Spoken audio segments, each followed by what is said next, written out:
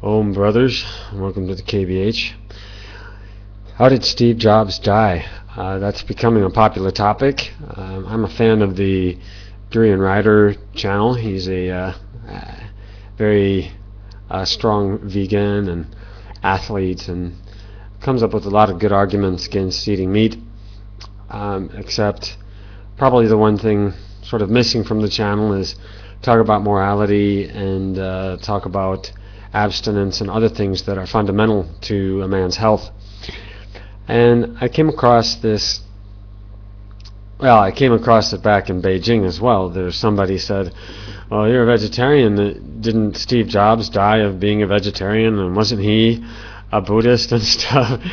And I tried to explain to this girl, I don't know why I was talking to a girl particularly, but I tried to explain for a second that pretty much what everybody thinks about Steve Jobs is not true, because at first maybe they're not continent, they don't have all their brain cells nourished properly by their continence. If somebody is wanking and they're pushing out their intelligence into the toilet, they're not going to understand how the world is basically run. As the Bible says, this world is run by Satan, and Satan and the Satanists are anybody that worship material wealth and power. And the way they worship these things is to get this material wealth and power through relatively instant means, which means murder and theft and war and everything else. And the current groups doing that are Jews and Chinese, and they are the Satanists of our times. And when we're talking about Steve Jobs' era, if we're going back, he was born in 1955, I guess.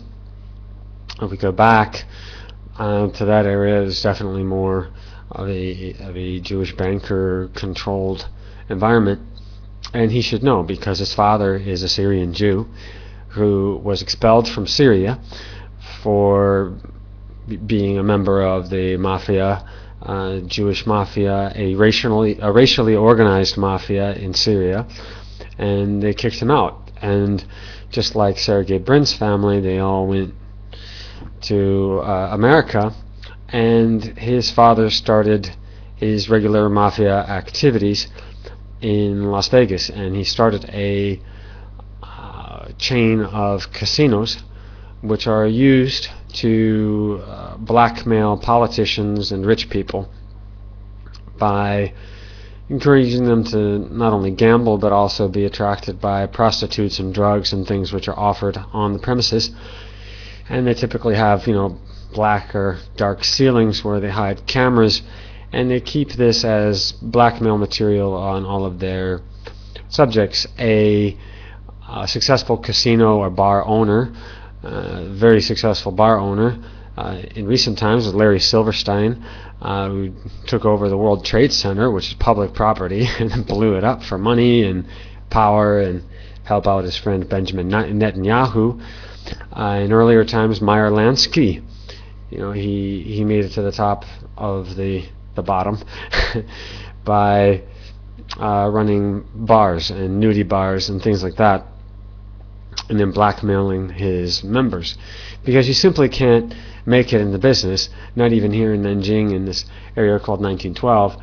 You can't make it unless you start blackmailing people. I mean, do you think that these bar owners are making all their money and having all their power by selling beer? That doesn't quite add up.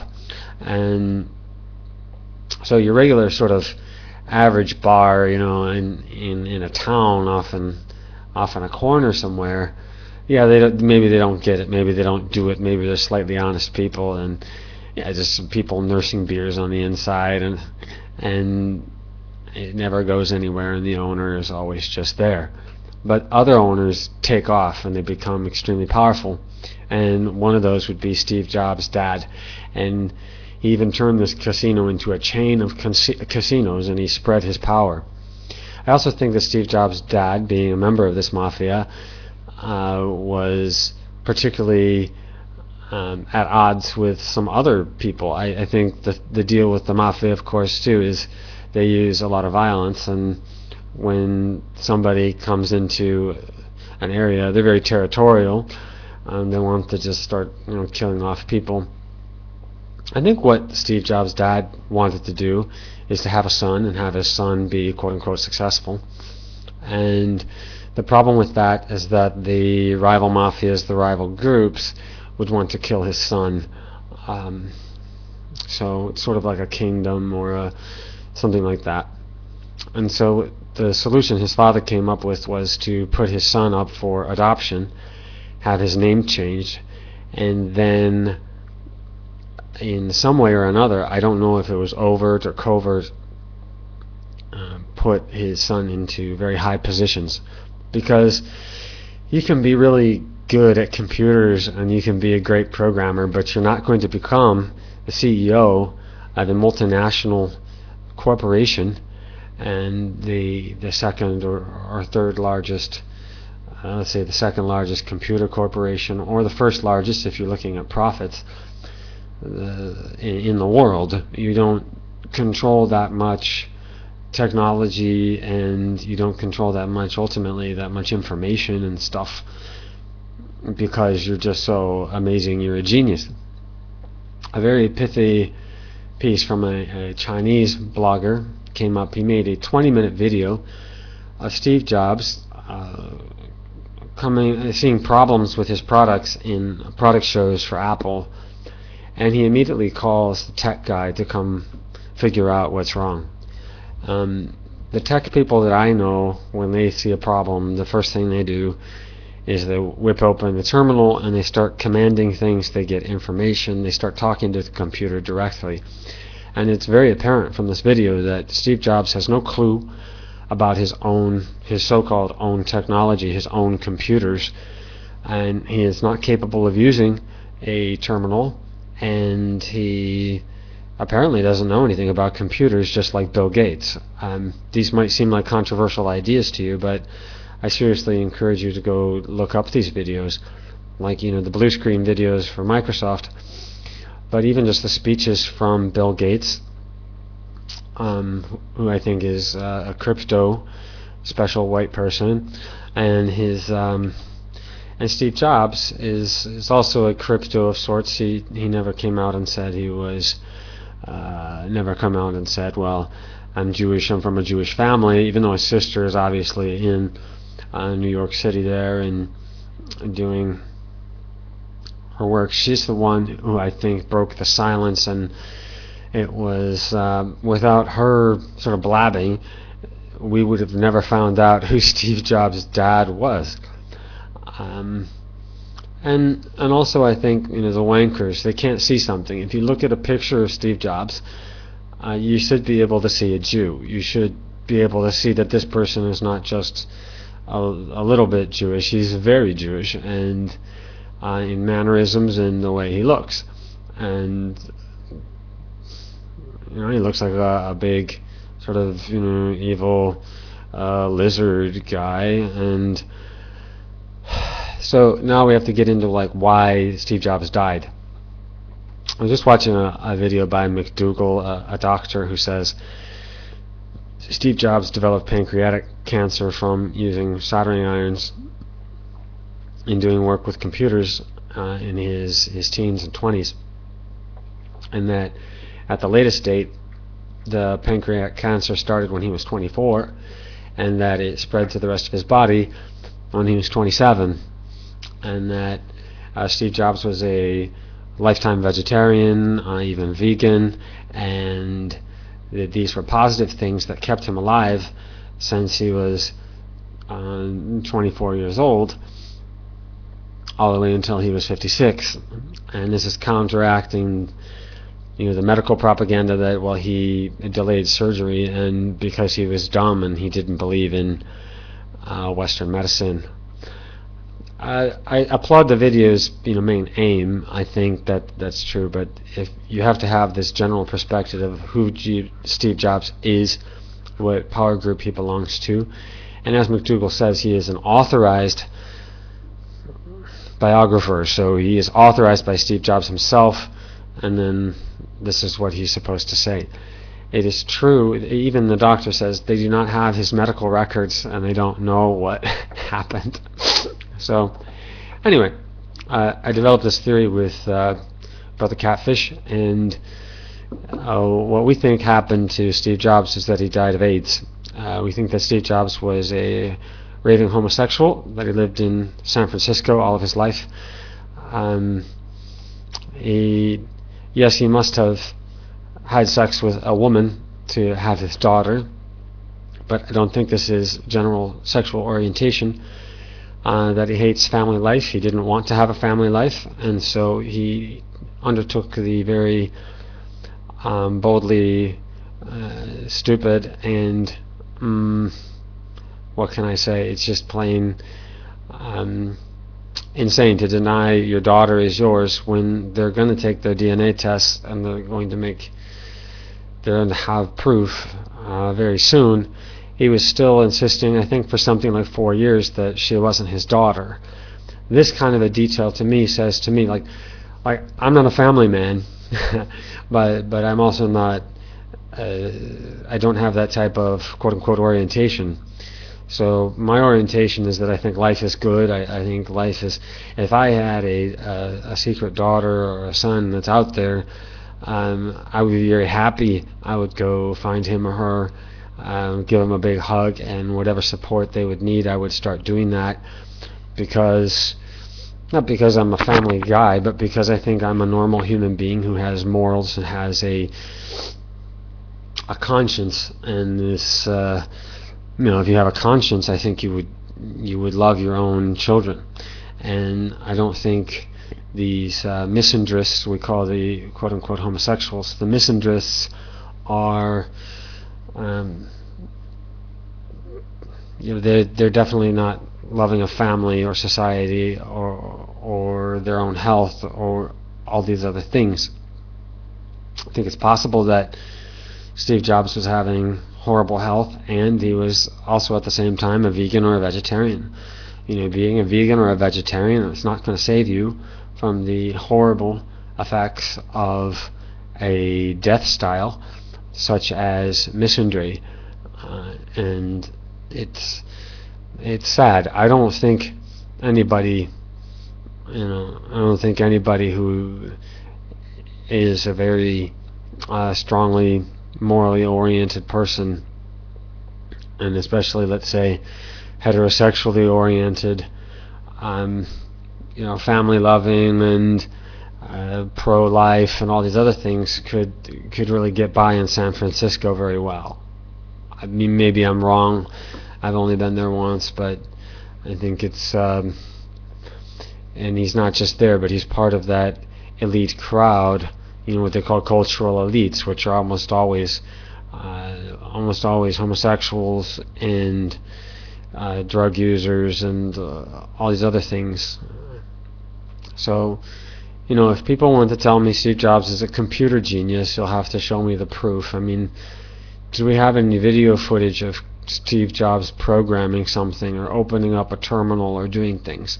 Seems like a ridiculous request, but I have IT friends, and they could easily have produced such a video. They could easily do such a thing. If that's what you're doing with your life, if that's what you're about. Other people say, well, yeah, he doesn't know about computers, but it's that he chose, good designs or a good thing.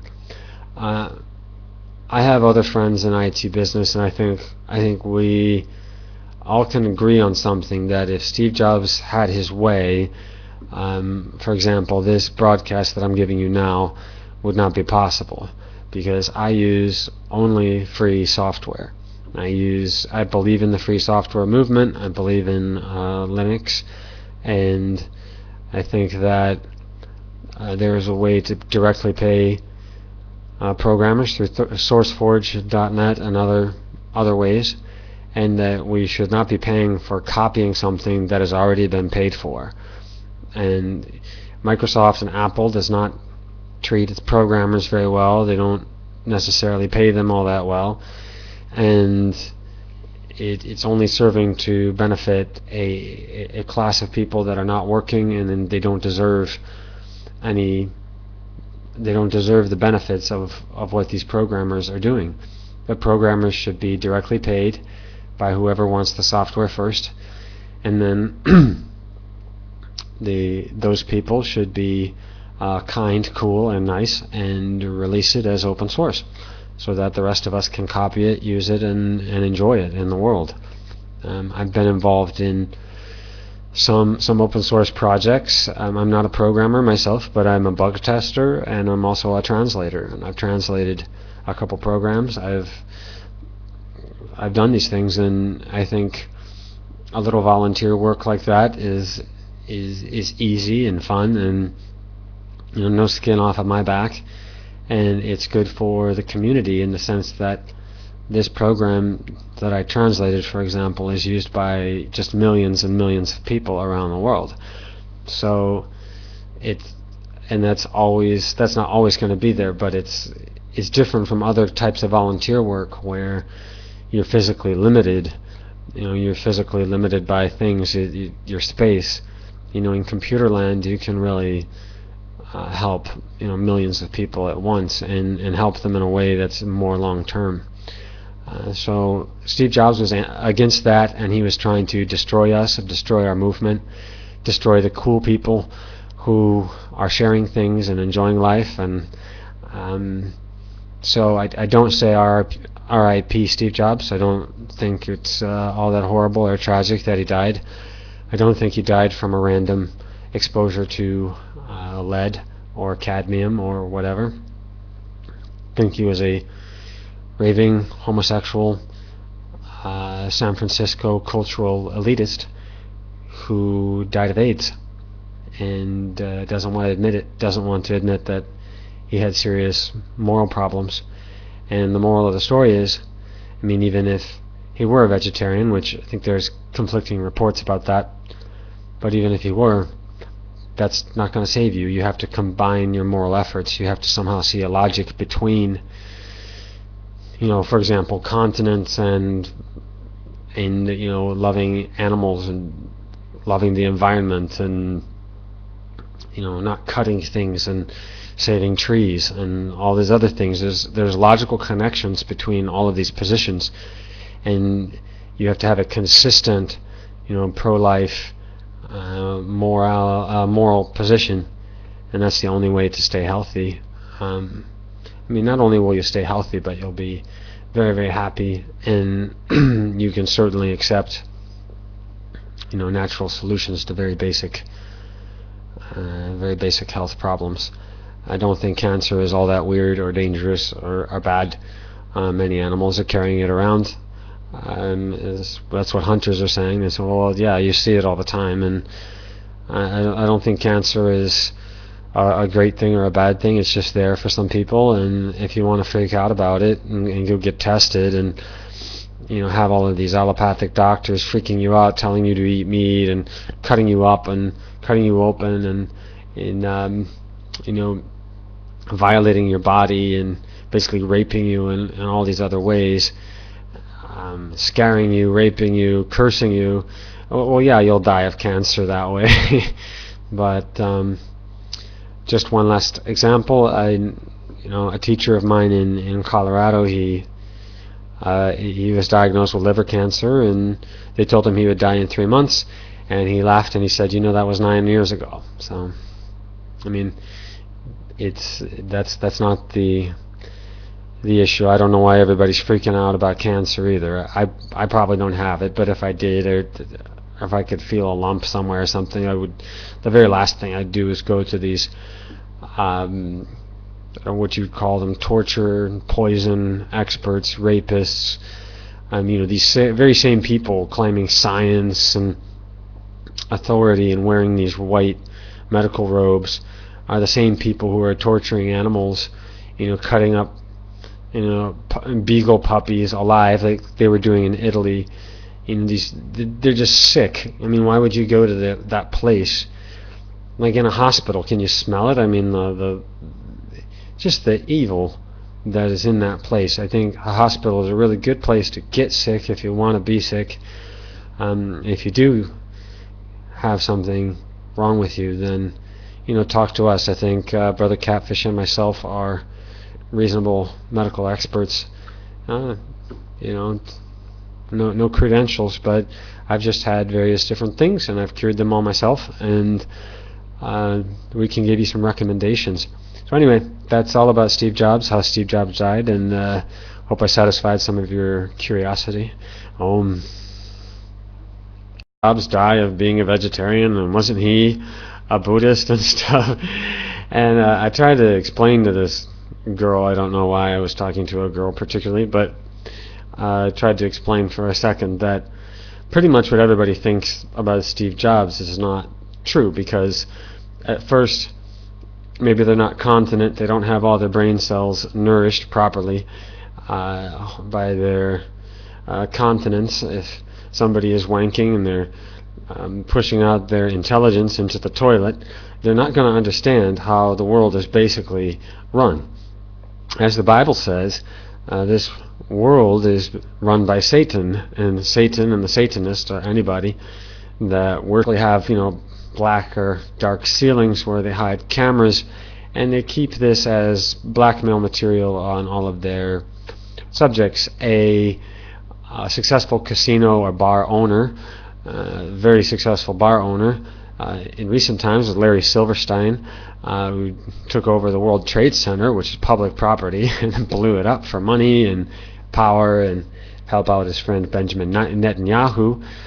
In earlier times, Meyer Lansky, he made it to the top of the bottom by running bars and nudie bars and things like that, and then blackmailing his members, because you simply can't make for being a member of the mafia, Jewish mafia, a racially organized mafia in Syria, and they kicked him out. And just like Sergey Brin's family, they all went to America, and his father started his regular mafia activities in Las Vegas, and he started a chain of casinos which are used to blackmail politicians and rich people by encouraging them to not only gamble but also be attracted by prostitutes and drugs and things which are offered on the premises.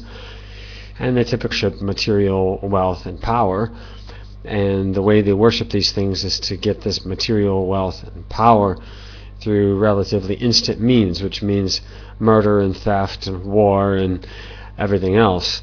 And the current groups doing that are Jews and Chinese, and they are the Satanists of our times. And when we're talking about Steve Jobs' era, if we're going back to, he was born in 1955, I guess.